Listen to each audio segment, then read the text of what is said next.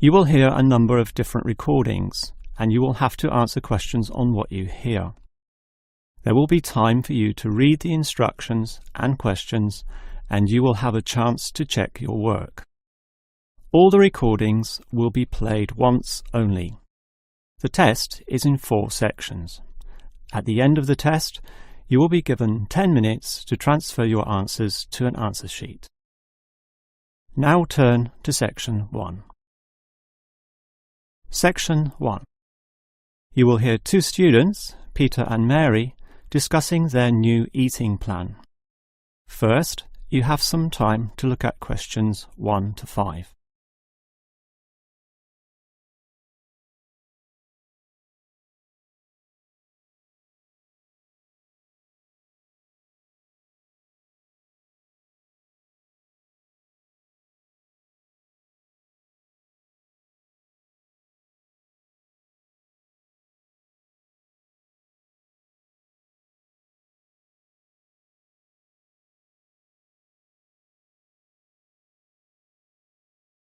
Now we shall begin.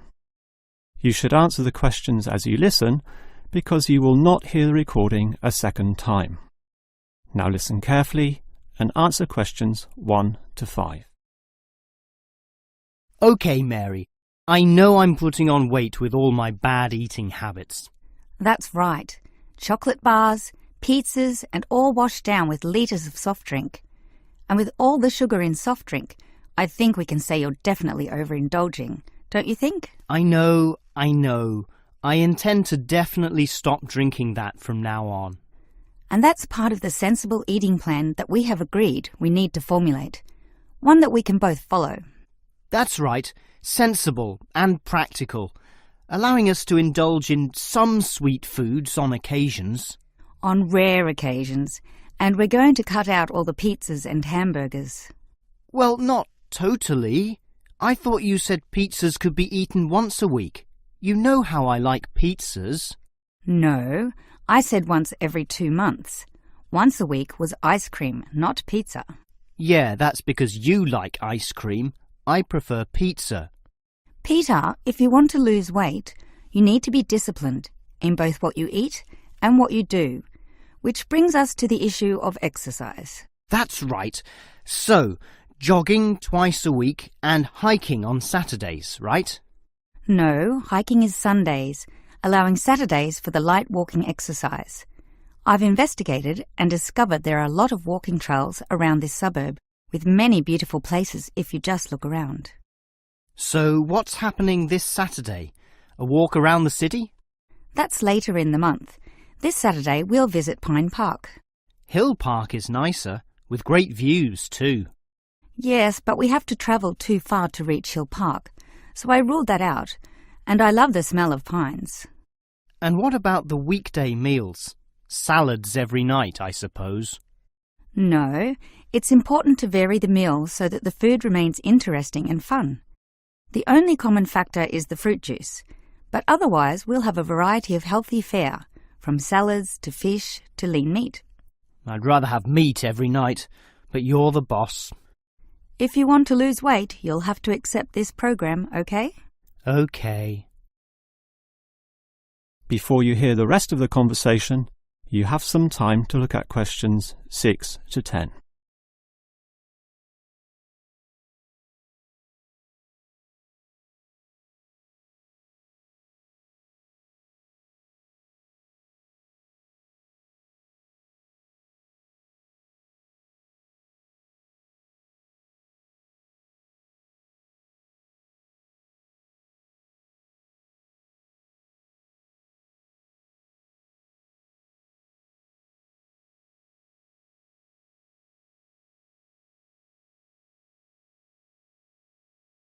Now listen and answer questions 6 to 10. Now, Mary, you said we could have a little treat in our diet plan 3 times a week, specifically Tuesdays, Thursdays and Sundays. Yes, a very small treat, but something to reward us for all the discipline shown. Such rewards will motivate us to continue the diet. So on Tuesdays, what can I choose? You have a choice between a small serving of chocolate, ice cream or biscuits. OK, well, I'll go for the biscuits. I love those crunchy little things with my cup of tea. So do you, right? I do indeed, so I'll have them too, saving the ice cream for later. But I know how much you like ice cream, so why don't you save it for the end of the week? That will give you the motivation to keep going, and you can have chocolate midweek.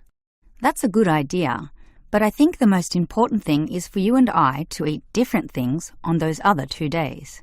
Well, if you think that way, I'll eat the ice cream on Thursdays, not the chocolate, OK?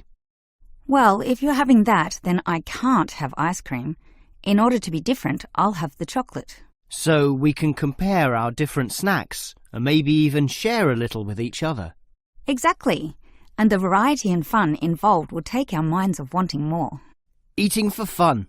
A good idea. And then you can have the chocolate on Sunday, right? But I like biscuits. Actually, I want biscuits again, to have with my cup of tea. But you have the biscuits on Monday, remember? And we can't repeat. Oh, come on. This isn't fixed in concrete. I can have them again instead of chocolate. You might like variety, but I don't.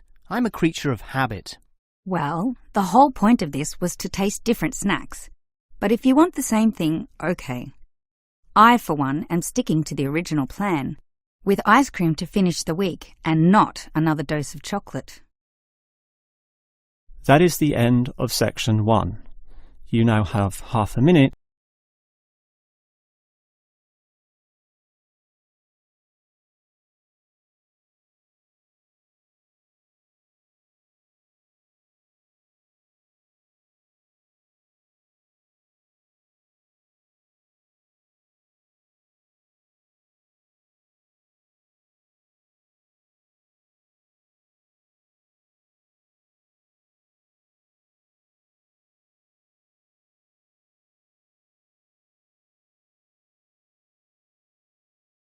Now turn to section 2. Section 2. You will hear a childcare worker telling some mothers about the advantages of her centre. First, you have some time to look at questions 11 to 16.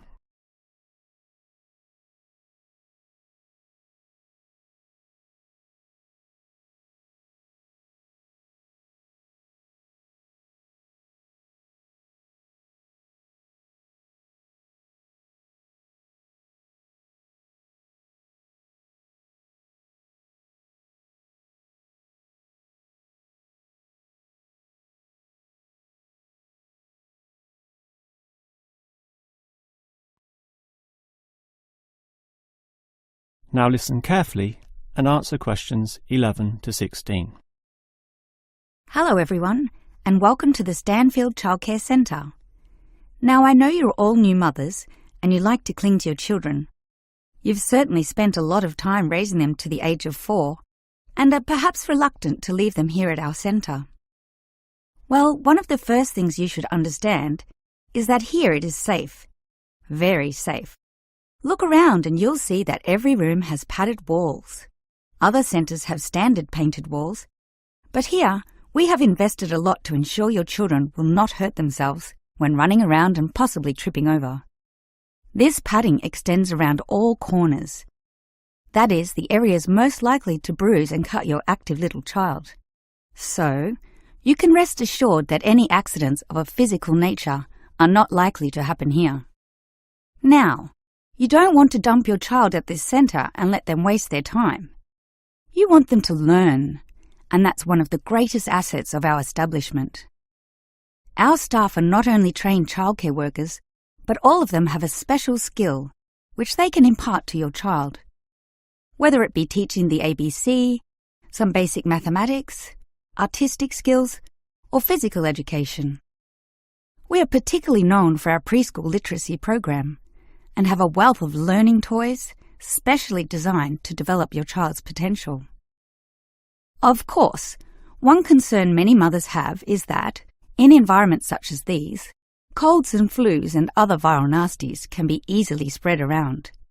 It's a very legitimate concern, and one which we take seriously, and we pride ourselves on our precautions.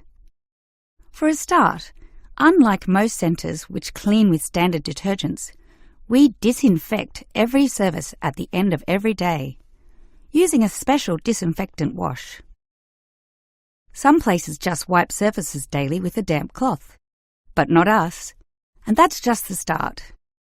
We also physically check your children when they arrive every day, and if we feel your child is sick, we ask him or her to wear a face mask to ensure germs are not transmitted. If your child is noticeably sick, then we ask you to take them back home to recover. This might sound a little unkind, but we hope parents can understand that these measures are for the benefit of all. Before you hear the rest of the talk, you have some time to look at questions 17 to 20.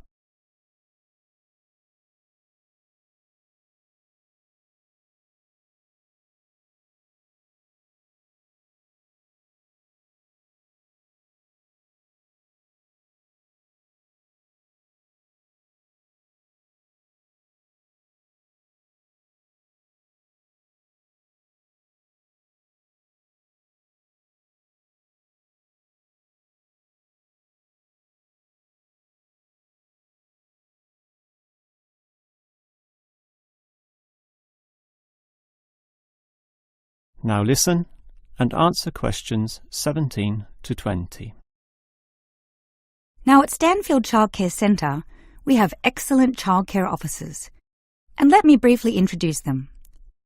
We have Susan, Andrea, Bella, Kathy, Lisa and Liz. They're all fully trained and come with some individual assets which make them even better.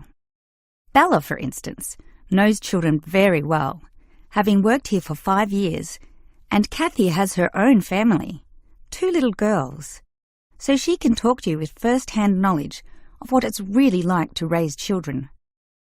But getting back to Bella, she often relaxes here after work, spending long hours chatting to parents, as does Kathy in fact. But in terms of hours, nothing can compare to Andrea, who will sometimes spend the night here, staying in our overnight room. Why? Because this centre is very friendly and simply a great place to be.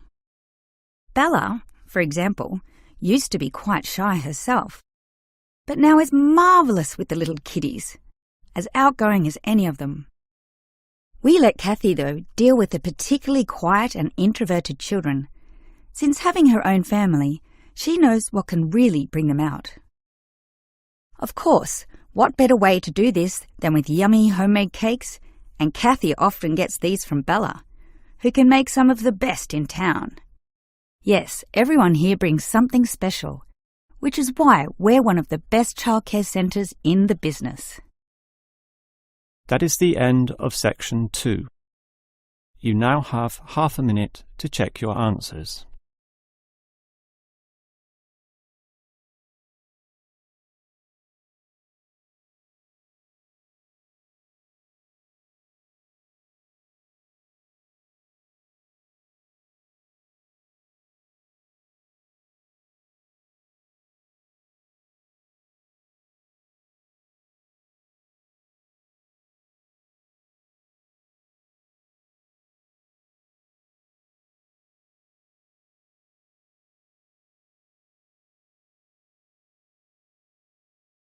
Now turn to section 3.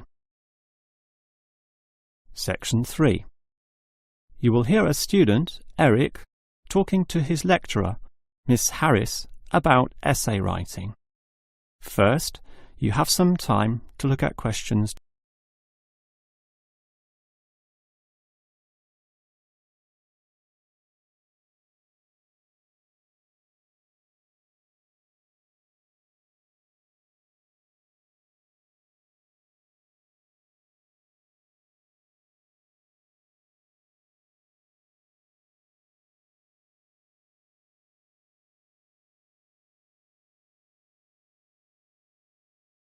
Now listen carefully and answer questions 21 to 25. Hi, Miss Harris. Here we are talking once again. Well, I'm always willing to help out wherever possible. Is anything troubling you? Well, Your advice last week about writing summaries was very useful, and I'm using these summaries a lot in order to prepare my final master's thesis. But you're having problems, right? Yes, I have a few issues to discuss. Obviously, I want a good essay, and I want to achieve high marks, but I'm not sure on the best way to start. That's an easy question. Start with a topic, but not one that I necessarily suggest, but one that you want to explore. You will always write better when doing so on a topic you are interested in, not one imposed upon you by others. Well, I'm interested in management theory. Then pursue that. However, that alone is far too broad. Break it into various current areas of discussion and relevance. Then look more carefully at one of them. Say, management and cultural differences, or management and motivation, or other aspects, such as the role of salary, group cohesion, or leadership. I would say I'm interested in group cohesion, that is, how people interact in the workplace. Well, that's a start, but you can't then just write planlessly without defining exactly what you intend to do within the area you've chosen.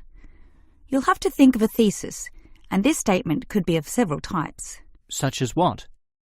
Oh, you could argue a point, something that you believe in, or discuss an issue, looking at its various perspectives, or critique the opinions of others, pointing out the pitfalls and flaws. The thesis statement will make that very clear because it will say, in simple terms, what you intend to achieve in your essay. I see. And then I can just begin writing, right? Wrong. Huh? If your essay is going to be clear, it needs to be logical and organised, and this means you'll need an outline. This could be written as a flowchart or spider graph, that is, a series of connected lines. But whatever shape the outline takes, there must be a sense of progress in, more or less, a straight line towards a goal. And then my essay will be good? With such progression, definitely, as long as you do achieve everything that you set out to do, as specified in the beginning, okay? Before you hear the rest of the conversation, you have some time to look at questions 26 to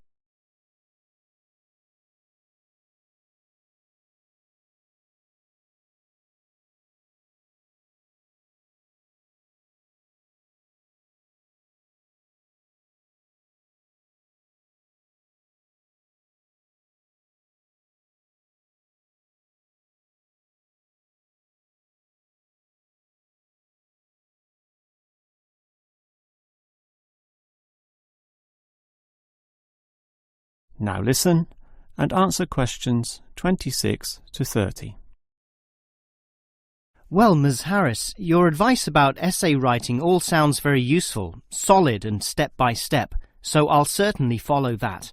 But can you tell me in more general terms, what constitutes the best essay? Oh, there are many aspects to consider, but one of the most important is certainly original thinking.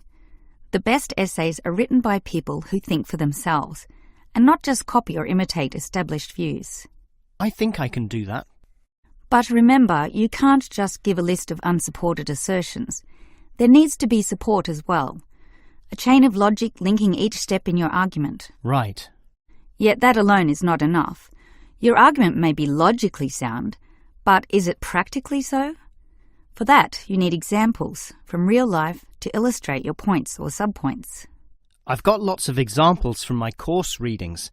I suppose I could use them. But remember, whenever you use an example or facts or figures that are not commonly known, you must give a reference. That's an academic necessity, without which your writing will automatically fail. So it's necessary to give these, right? Absolutely. And with that, your essay will be fine. But always ensure that you format it clearly. What do you mean? I mean the practical considerations, as written in the University Style Guide, such as leaving appropriate margins, using double spacing, Arial font, and so on. You see, your writing must look good as well as be good. I can certainly do that. And finally, related to the previous point, you need to respect the number of words required. Your individual lecturers will give you a word count figure, so follow what they say, making your essay neither too long nor too short. Perhaps 10% either way should be acceptable. 15% was common when I was younger, but it's a lot stricter now, and 20% would be pushing the boundaries just a little too far. I guess I can do all that. Thanks for your advice.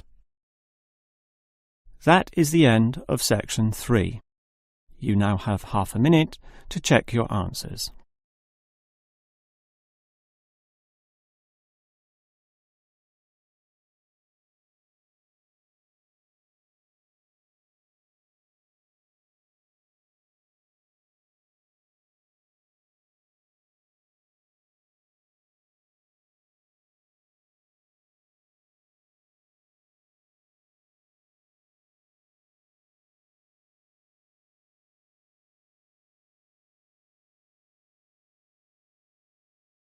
Now turn to section 4.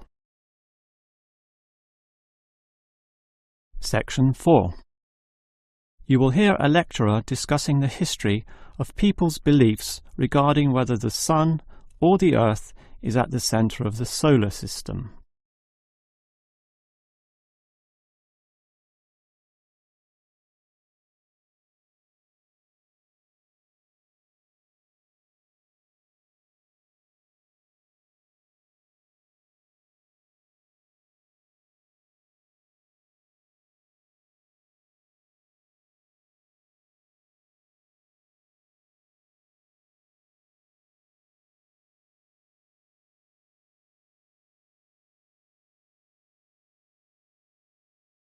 Now listen carefully and answer questions 31 to 33.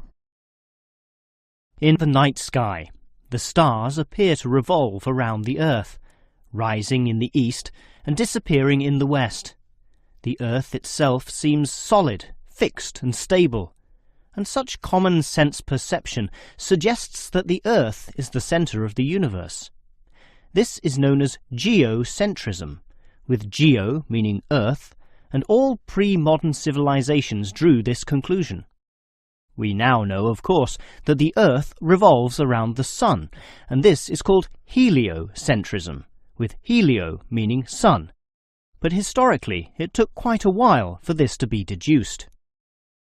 As early as the 3rd century BC, an ancient Greek astronomer, Aristarchus of Samos, proposed heliocentrism, but received little support from his peers.